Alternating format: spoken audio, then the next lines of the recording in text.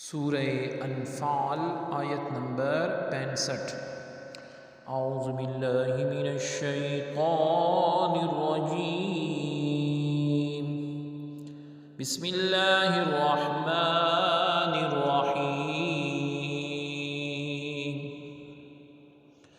یا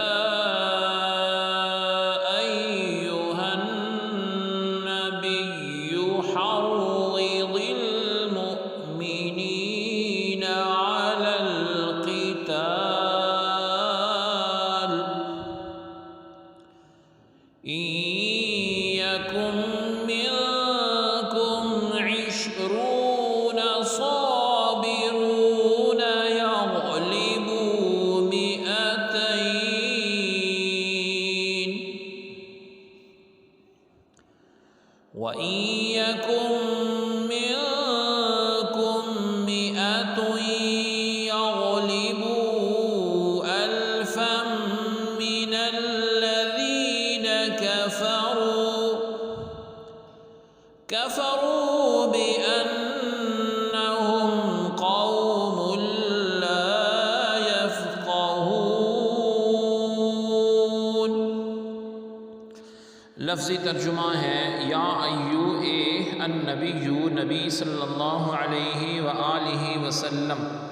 حرِّدی ابھاریں المؤمنین مؤمنوں کو، علی اوپر، القتالی جنگ، ان اگر، یکن ہوں، من سے، کم تم، عشرون 20، صابرون صبر کرنے والے، یغلبو غالب آئیں گے، مئتین 200 پر، اور ان اگر، یکن ہوں، من سے، کم تم، مئتن 100، یغلبو غالب آئیں گے، الفن 1000 پر، من سے الذین جنہوں نے، کفروا کافر ہیں، بِأَنَّهُمْ بے شک یہ لوگ، قوم لوگ ہیں، لا نہیں، یفقہون سمجھتے ہیں۔ بامحاورہ ترجمہ ہے، اے نبی صلی اللہ علیہ وسلم، آپ ایمان والوں کو جہاد کی ترغیب دیں، یعنی حق کی خاطر لڑنے پر آمادہ کریں۔ اگر تم میں سے جنگ میں 20 لوگ ثابت قدم رہنے والے ہوں تو وہ 200 کفار پر غالب آئیں گے، اور اگر تم میں سے 100 ثابت قدم ہوں گے تو کافروں میں سے 1000 پر غالب آئیں گے، اس وجہ سے کہ وہ آخرت اور اس کے اجر عظیم کی سمجھ نہیں رکھتے، سو وہ اس قدر جذبہ اور شوق سے نہیں لڑ سکتے جس قدر وہ مومن جو اپنی جانوں کا جنت اور اللہ رب العزت کی رضا کے عوض سودا کر چکے ہیں۔ آیت کی تفسیر کے بارے میں فرمایا گیا کہ اس آیت میں اللہ رب العزت کی طرف سے وعدہ اور بشارت یعنی خوشخبری ہے کہ مسلمانوں کی جماعت صابر رہے، صبر کرے تو اللہ رب العزت کی مدد سے 10 گنا کافروں پر غالب رہیں گے، کیونکہ کفار جاہل ہیں اور ان کی جنگ سے غرض نہ تو حصول ثواب ہے اور نہ خوف عذاب، جانوروں کی طرح لڑتے ہیں، بھڑتے ہیں، اور وہ اللہ رب العزت کے ساتھ یعنی ان کو ماننے والوں کے ساتھ لڑنے والوں کے مقابل کیا ٹھہر سکیں گے۔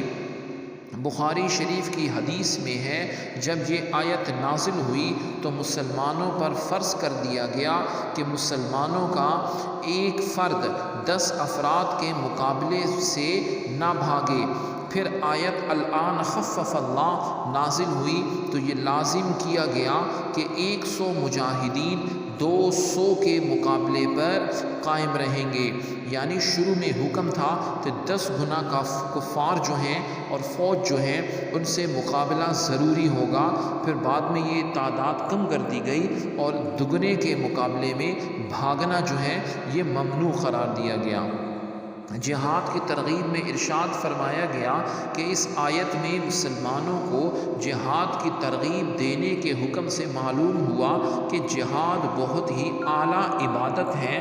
اور جس کی رغبت دلانے کا نبی صلی اللہ علیہ وآلہ وسلم جو ہیں ان کو دیا گیا یہ حکم۔ اور یہ بھی معلوم ہوا کہ جہاد کی ہر جائز طریقے سے رغبت دینا جائز ہے۔ غازی کی تنخواہ مقرر کرنا، ان کے بیوی بچوں کی پرورش کرنا، بہادروں کی قدردانی کرنا، سب اس میں داخل ہیں۔ اس آیت کے علاوہ قرآن پاک کی اور کئی آیات ہیں جس میں کفار سے جہاد کرنے کی ترغیب یعنی شوق دلایا گیا ہے۔ اب دیکھیے سورہ صف ہے، آیت نمبر 11 اور 12 میں بڑا پیارا مضمون بیان ہوا۔ اعوذ باللہ من الشیطان الرجیم، بسم اللہ الرحمن الرحیم۔ یا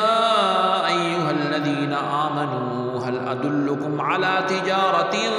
تنجیکم من عذاب علیم تؤمنون باللہ ورسولہ وتجاہدون فی سبیل اللہ باموالکم وانفسکم ذالکم خیر لکم ان کنتم تعلمون۔ آیت مبارکہ کا ترجمہ ہے، اے ایمان والو، کیا میں تمہیں وہ تجارت نہ بتا دوں جو تمہیں دردناک عذاب سے بچا لے؟ تم اللہ رب العزت اور اس کے رسول صلی اللہ علیہ وسلم پر ایمان رکھو اور اللہ رب العزت کی راہ میں اپنے مالوں اور اپنی جانوں کے ساتھ جہاد کرو، یہ تمہارے لیے بہتر ہے اگر تم اپنا حقیقی نفع جانتے ہو۔ اور اس طرح سورہ توبہ ہے، آیت نمبر 111 میں ایک بہت ہی پیارا جو ہے مضمون بیان ہوا کہ ارشاد ہوا، اعوذ باللہ من الشیطان الرجیم، بسم اللہ الرحمن الرحیم۔ ان اللہ اشتری من المؤمنین انفسهم واموالهم بان لهم الجنہ یقاتلون فی سبیل اللہ فیقتلون ویقتلون۔ ترجمہ ہے، بے شک اللہ رب العزت نے مسلمانوں سے ان کی جانوں اور ان کی مال اس بدلے میں خرید لیے کہ ان کے لیے جنت ہے، وہ اللہ کی راہ میں جہاد کرتے ہیں تو کافروں کو قتل کرتے ہیں اور شہید ہوتے ہیں۔ سبحانک اللہم و بحمدک، اشہد ان لا الہ الا انت، استغفرک و اتوب الیک، وصلی اللہ تعالی علی خیر خلقہ محمد وعلی آلہ واصحابہ اجمعین برحمتک یا ارحم الراحمین۔